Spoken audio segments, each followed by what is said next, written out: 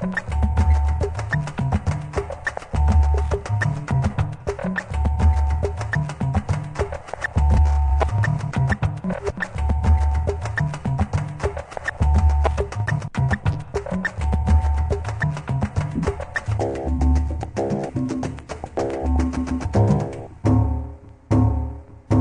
rapport au parcours justement des personnes, j'ai souligné que ça se jouait sur un territoire donné, que de plus en plus les salariés vivaient une mobilité de leur métier, une mobilité des entreprises, mais que lorsqu'ils n'étaient pas de haut niveau de qualification, ils souhaitaient, et c'était légitime, rester dans un cadre territorial pas trop éloigné. Donc on ne peut pas tout demander aux salariés par rapport à ça. Si on veut trouver des solutions aux salariés, eh bien il faut que l'ensemble des entreprises du territoire, l'ensemble des entreprises de la branche sur le territoire leur apportent des solutions, leur apportent les possibilités de passer d'un endroit à un autre, d'un métier à un autre.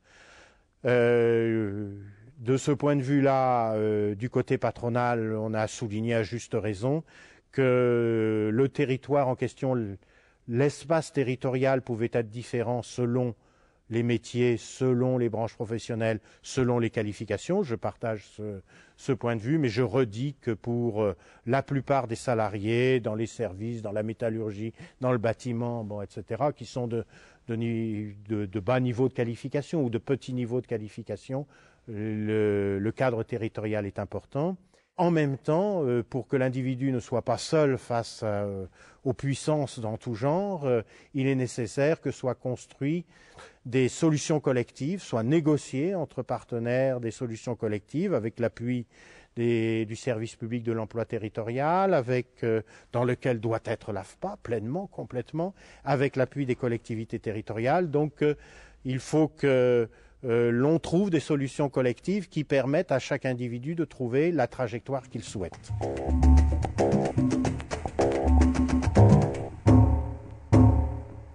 J'ai fait une proposition qui me semble importante et que j'ai renvoyée en particulier aux régions et au président Donano, c'est celle de la question ce que j'appellerais moi passeport mobilité.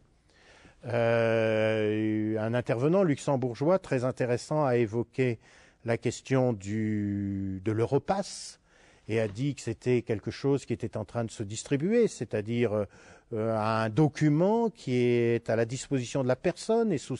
son entière responsabilité et propriété, qui fait état de toutes les compétences de la personne sous toutes les formes, des diplômes, mais aussi des effets VAE, etc., qui aussi dit à la personne quels sont les chemins qu'il peut prendre. Et moi j'ajoutais qu'un passeport mobilité pourrait aussi intégrer y compris des droits de terrage ou des chèques qui viendraient des régions, qui viendraient des entreprises, qui viendraient de l'État, en particulier pour ceux qui ont eu un faible niveau de qualification, qui sont restés peu de temps dans le système de formation initiale, et donc avec ça, l'individu puisse se dire « je peux affronter les questions de mobilité qui sont devant moi, de façon à là j'ai les moyens d'avancer et donc de donner quelques garanties et quelques sécurités à ses salariés ».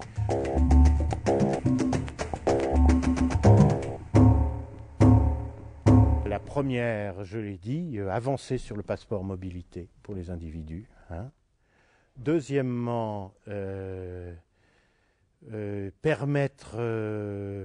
donner des cadres qui permettent à l'individu de maîtriser sa mobilité, des cadres qui sont à la fois, ça peut être dans les situations graves, le plan social accompagné de la CRP, du CRP, des contrats de reconversion. Donc c'est des cadres du type on l'a vu, de la VAE, c'est l'utilisation à plein du DIF. Il faut qu'on utilise pleinement tous les dispositifs qui sont donnés. Alors la question qui est posée, c'est que tout ça est parcellisé. L'individu risque d'être pris par des petits bouts de résolution de solutions de problèmes. Et donc ce que nous disons, c'est qu'il faut que tout ça constitue un parcours et que l'individu puisse avoir un parcours dans lequel on l'aide à être le plus réaliste possible par rapport à qui il est et où il peut aller, mais où en même temps on lui donne toutes les possibilités d'aller au bout de la trajectoire du possible et de ce qu'il souhaite. Donc c'est ce type de choses qu'il faut vraiment qu'on fasse avancer, et ça on le gagnera si il y a un accord général. Et je pense que cet accord général est possible parce que on a tout intérêt dans un pays comme la France à ce que les individus aient le maximum de compétences. Dans la compétitivité mondiale, le facteur qui